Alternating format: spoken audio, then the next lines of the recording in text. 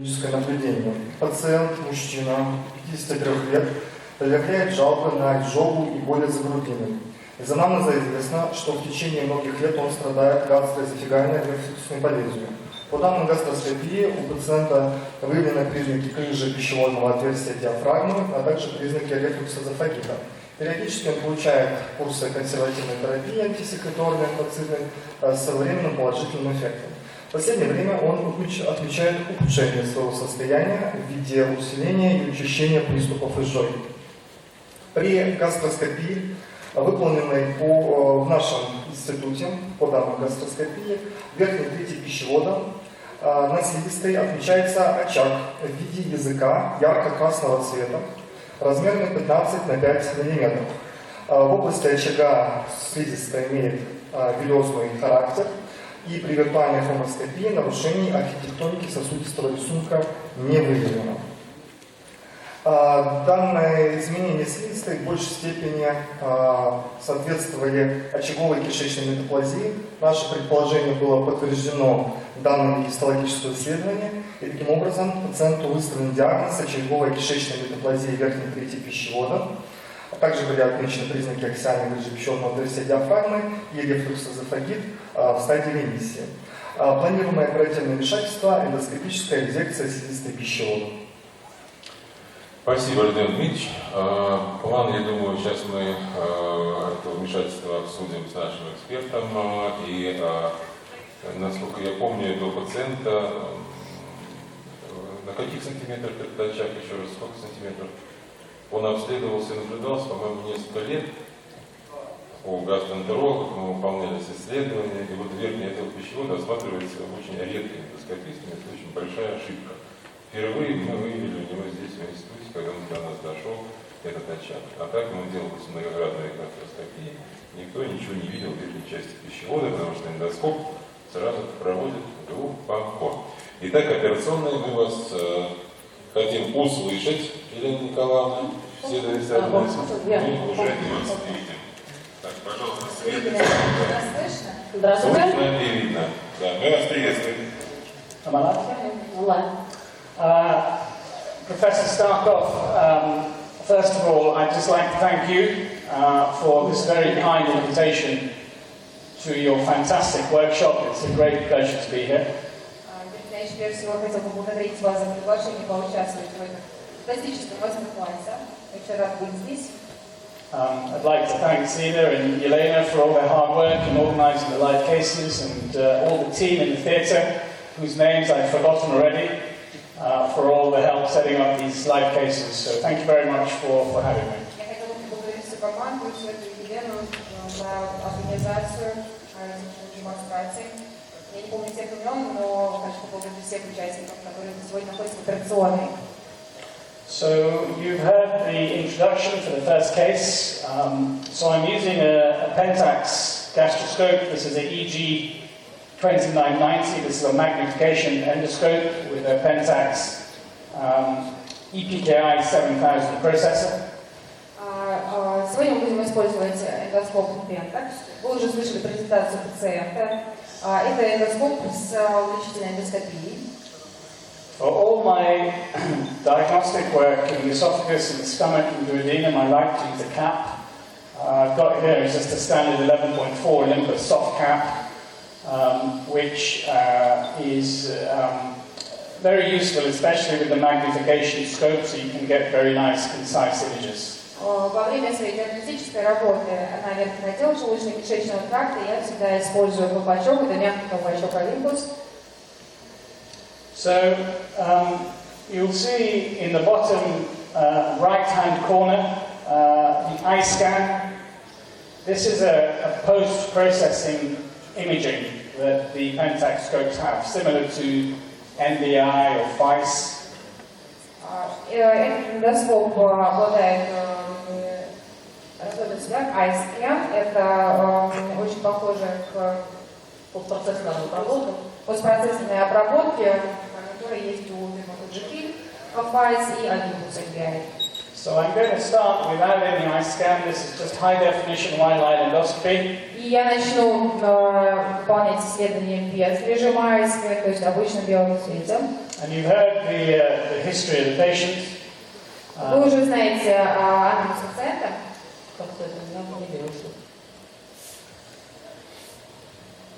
Это как-то не белый цвет. Andrew, is it possible to turn the contrast down? It's very, very bright. Okay, that's better. All right. So now I'm going to use eye scan 1, just because the image is slightly lighter.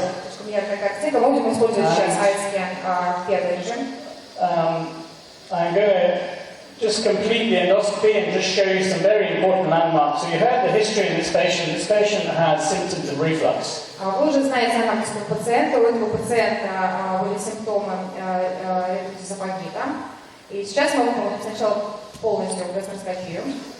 And the first thing to do in these patients is obviously to look for Barrett's esophagus and to identify the esophagogastric junction. And you can see here very nicely the demarcation between the squamous and the columnar mucosa.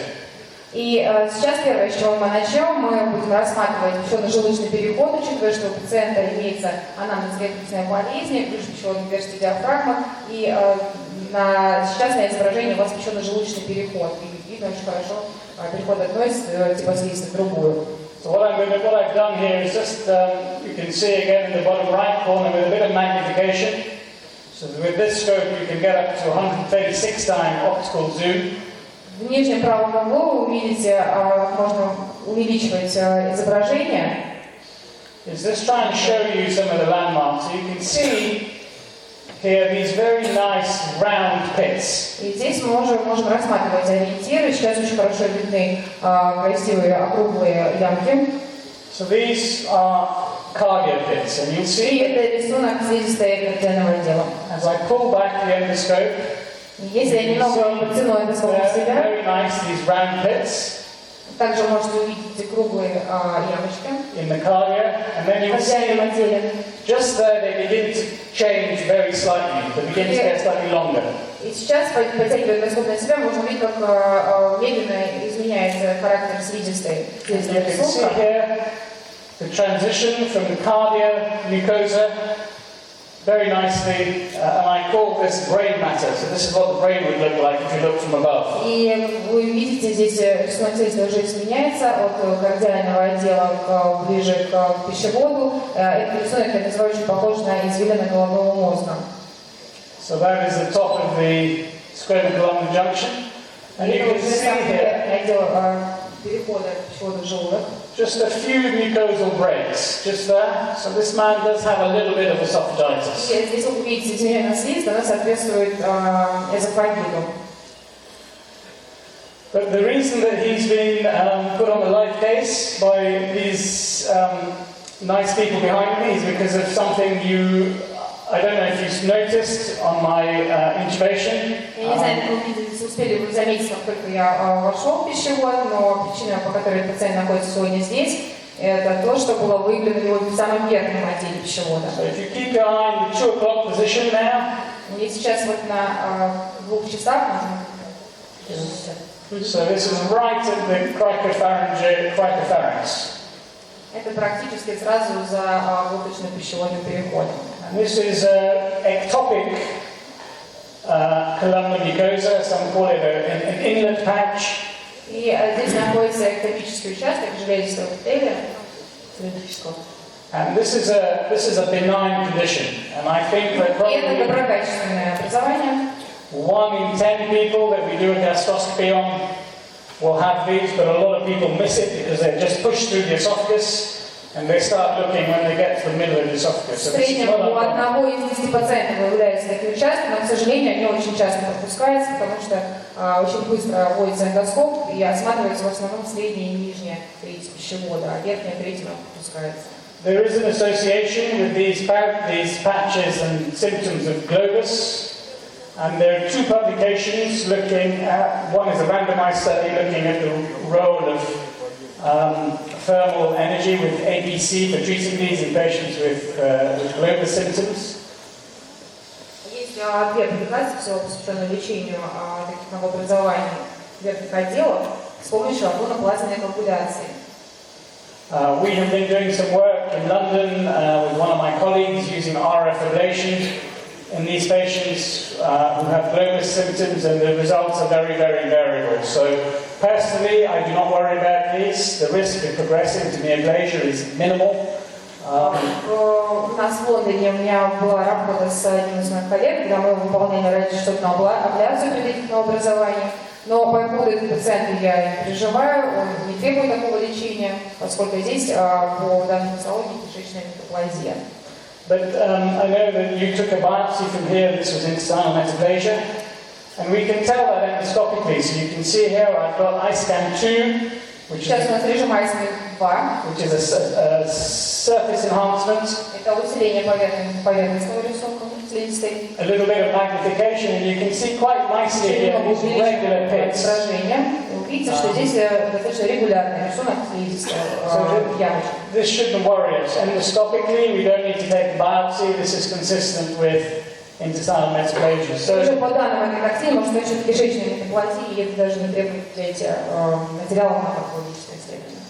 So I'll ask Professor Repici a question. I know you just gave a talk on management of esophageal conditions. You treat these patients with argon, or do you reassure them and leave them alone? Get the APC. И только что вот утром я спрашивала профессора Репича по поводу его лечения, так он только что рассказывал вам лекцию, у него есть опыт лечения заболеваний пищевода. Что они делают с таким образованием, лечат ли они? Yeah. So this patient has got symptoms of reflux, and so I think today we're going to treat. У пациента есть симптомы рефлюкса. So the boss has told me that we're going to treat, so we will treat. Мы решили, что мы сегодня будем лечить пациента. There is really no need to do anything other than to ablate these. There's no need to do resection. This is a difficult place to do EMR or even ESD. В данном случае мы не будем выполнять резекцию слизистой, потому что нет признаков дисплазии в этом образовании. Будем выполнять аргоноплазменную. And it's very easy to treat with some argon. Достаточно легко сделать с использованием аргоноплазменной коагуляции. So I've got a forward-firing APC probe here on forced. I'm just going to use a low wattage of 30 watts. Мы используем агоноплазменную коагуляцию, это форс-коагуляция, мощность 30 Вт.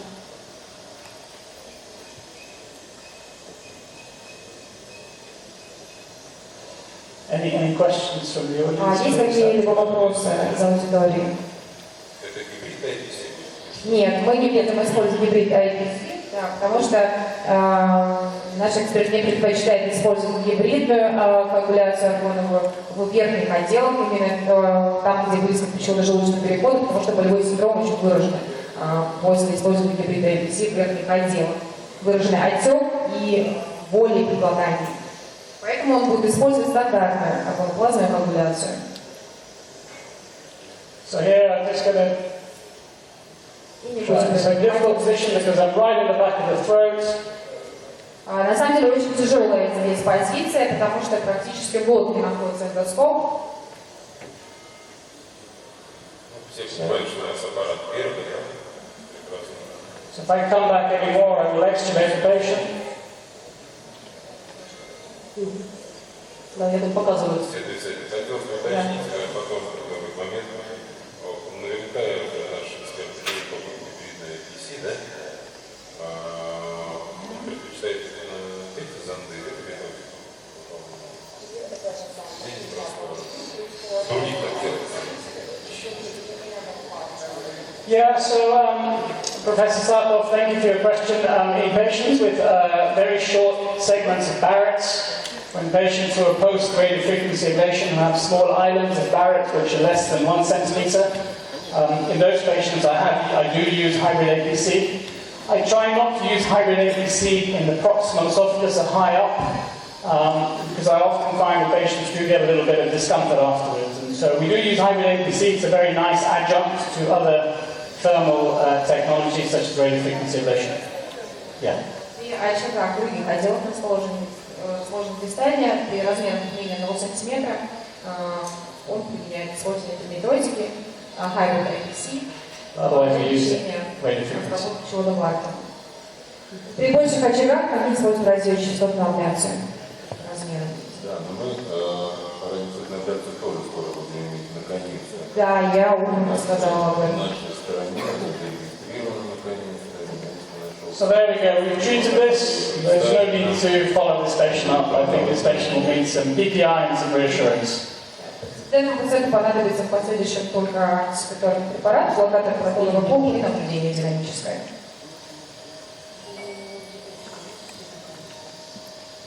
Thank you. Ну что ж, отлично. Вы завершили эту процедуру, насколько я понимаю, да?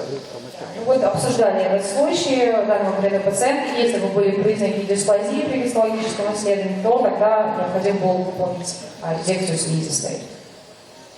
Понятно. Ну что ж, спасибо. Я думаю, у нас сейчас было, давайте приветствуем профессора, поаплодируем ему, А есть вопросы нашему уважаемому гостю. Пожалуйста, если кто-то Сергей Владимирович свет в зале сделать поярче, и мы, я думаю, у кого есть вопросы, пожалуйста. Пожалуйста. Да, Олег Владимирович. Микрофон, пожалуйста, на задний ряд. Есть вопросы, есть вопросы. Вопрос следующий. Используете ли вы гидравлическую переборку измененных участков и счищаете ли вы сформированный фибрин для удаления всех участков дисплазии метаплазии?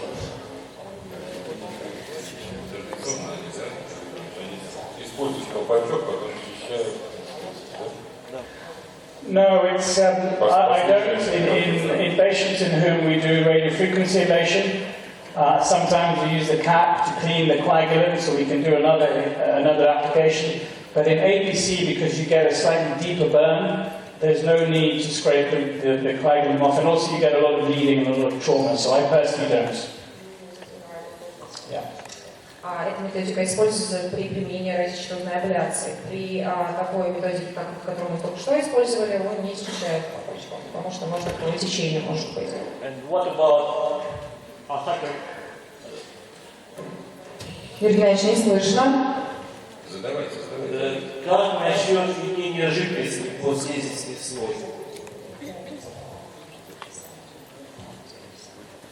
I do, when I'm doing APC in the distal esophagus, then I sometimes do inject with a hybrid, but working in the cricopharynx, sometimes injection can make things very difficult. Like you saw there, I was almost in the back of the mouth of the patient, and so I also find they sometimes get a bit of discomfort in the striatic muscle when you inject. So of course, if you're doing EMR or ESD up here, then of course you need to inject, but it's a very superficial thermal injury. There's no need to inject. Обычно, да, я использую инъекцию под слизистый слой, если речь идет о дистальных отделах пищевода. В верхних отделах я использую эту инъекцию. Во-первых, это технически сложно сделать, как вы сейчас видели, доскоп практически в булочном пищеводном переходе. Технически это тяжело. А во-вторых, я заметила, что у таких пациентов в послеоперационном периоде из-за отека, из-за введения в послизистый слой очень выражены симптомы дисфагии и болевой синдром в послеоперационном периоде. Но если нужно делать подслизистую диссекцию или резекцию слизистой, то, конечно, приходится вводить, выполнять инъекцию в послизистый слой. Спасибо. Спасибо. Пожалуйста, в зале вопросы у нас есть по этому наблюдению?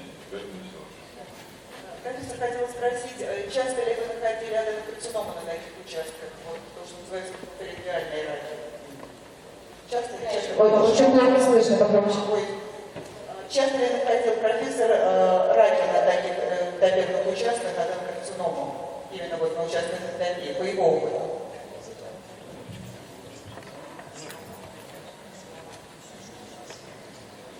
I've never ever seen it, and I think there's maybe 3 or 4 case reports in the world literature.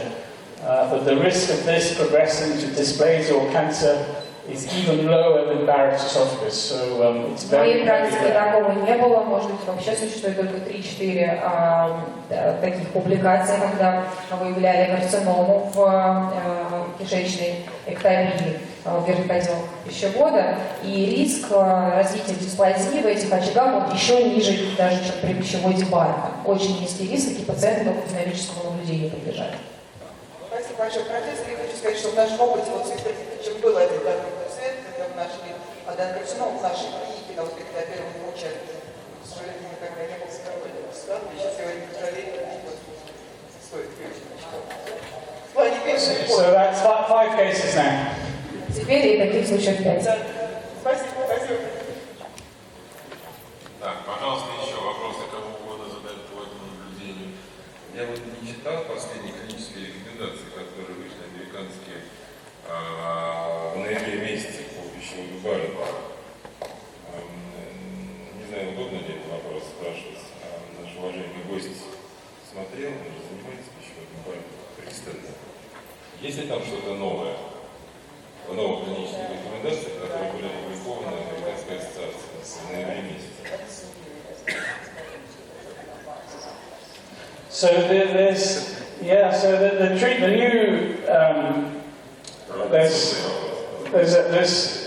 Barrett's esophagus is the treatment paradigm has shifted, and in the UK we now, as of 2015, are offering routinely treatment to patients with low-grade dysplasia, which we didn't used to do previously, but we know from our own series in my centre that low-grade dysplasia is very uncommon, and 75% of patients that get sent to us with low-grade dysplasia, we actually downstage.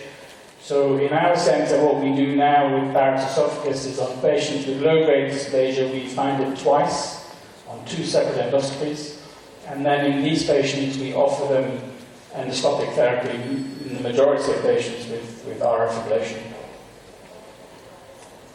Yeah, so the new NICE, National Institute of Clinical Excellence guidelines now advocate that we treat patients not just with high-grade dysplasia, but also with low-grade dysplasia, but no treatment for patients with non-dysplastic Barrett's. Основные изменения, они коснулись того, что если ранее пациентов с дисплазией низкой степени мы не лечили, то сейчас мы лечим этих пациентов, поскольку иногда недооценивается степень дисплазии гистологами. Мы сейчас исследуем обязательно у 2 разных экспертов-гистологов, получаем заключение. И всех пациентов с дисплазией низкой степени тоже мы лечим, то есть они тоже подлежат лечению.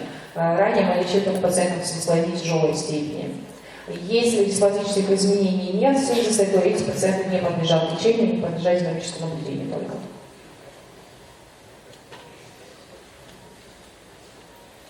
Юрий Геннадьевич, еще вопрос? Есть вопрос, пожалуйста. Микрофон, пожалуйста, дайте. Сергей, пожалуйста, микрофон. С этой стороны микрофон. Пожалуйста. Я передам. Сейчас микрофон. Глубоко уважаемый профессор, спасибо большое за интересный доклад. Скажите, пожалуйста, в случае больших протяженных поражений при пищеводе Баррета используете ли вы в настоящий момент только радиочастотную термоабляцию, или же все-таки выполняете методы резекции слизистой оболочки, измененной слизистой оболочки пищевода, бочковой резекции, ну какие-то варианты? Спасибо.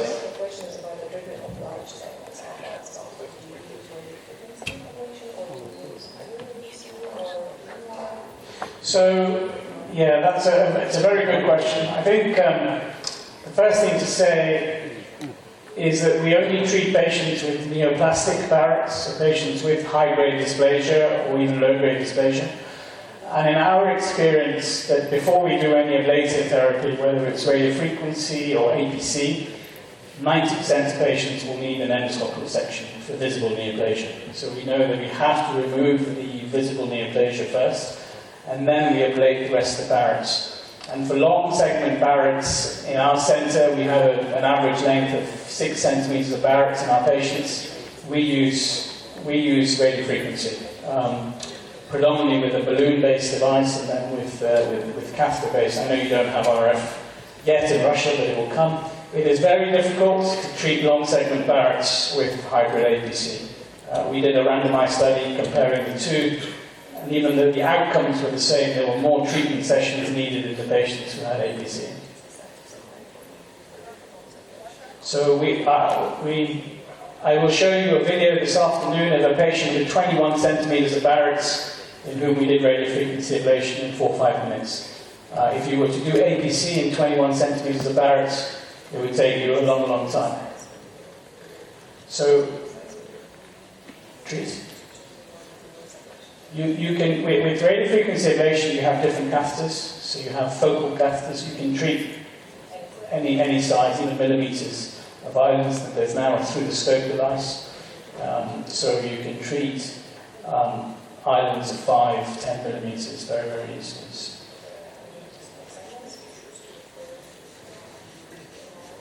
EMR or focal radiofrequency ablation. We don't really use APC that much, other than just to touch up little islands. Практически все время используется радиочастотная абляция, особенно при протяженных сегментах. Если сегменты небольшие, мы еще можем использовать гибридную конпластную коагуляцию или резекцию слизистой, или колпачковую резекцию, но при протяженных участках мы всегда используем радиочастотную абляцию. Я знаю, что данный прибор не зарегистрирован еще пока в России, но ожидается. Вот, мы его используем очень часто в своей практике. Спасибо. Павел Владимирович. В том числе есть насадки небольших размеров, поэтому использованием радиочастотной абляции можно и небольшие сегменты тоже лечить. Спасибо. Ну что ж, коллеги, есть. Да, пожалуйста, микрофон, пожалуйста. Будет еще вопрос.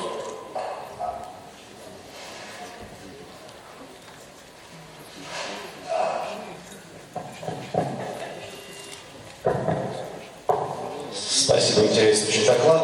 Вопрос касается, как вы относитесь к лечению данного пациента уже оперативно, то есть фундаприкации не показывали данного пациента, вообще как вы относитесь к этой операции? Вы задаете вопрос гастроэнтерологу. Понимаете, да? Какой сейчас будет ответ?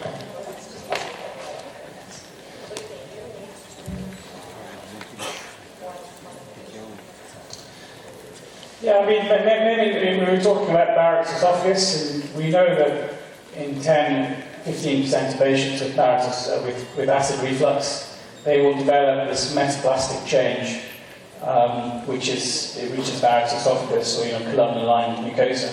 Now, it's clearly not just reflux. There's other biological factors, obesity, smoking, male sex.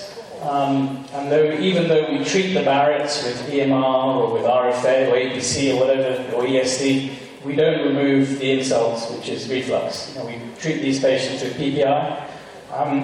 And there's no good randomized study to show that we treat the Barrett's and then we do anti-reflux surgery to remove the acid insults, and we show that we have a sustained benefit in the treatment. So, in the majority of these patients, we treat them with anti-reflux medical therapy, which is, but in a few patients in whom we do endoscopic therapy with a big hiatus hernia, and endoscopic therapy just does not work because you need an acid-neutral environment for the ablation to work. In these select patients, we have sent them for fundoplication surgery, and then they come back and then we treat the Barrett's. Resistance to PPI, but also resistance to endoscopic treatment for Barrett's. So we know in patients with a lot of ongoing acid reflux, the RFA or the APC will just not work, and these patients do need to go for anti-reflux surgery, but the numbers are very few. Касательно использования лапароскопической фундаприкации в будущем у данного конкретного пациента и у большинства пациентов на сегодняшний день нет таких данных, публикаций, которых бы доказано имеется рефрактерный рефлюкс к лечению лекарственными препаратами или кардиоскопическому лечению. Да, этой группе пациентов необходимо выполнять лапароскопическую фундаприкацию. Но не в качестве рутинной операции для всех пациентов, которых достаточно четко сформулировали, мы согласны здесь. Спасибо большое. Есть ли еще вопросы в зале? Я вижу, что, наверное, вопросов больше нет. Давайте поблагодарим нашего эксперта.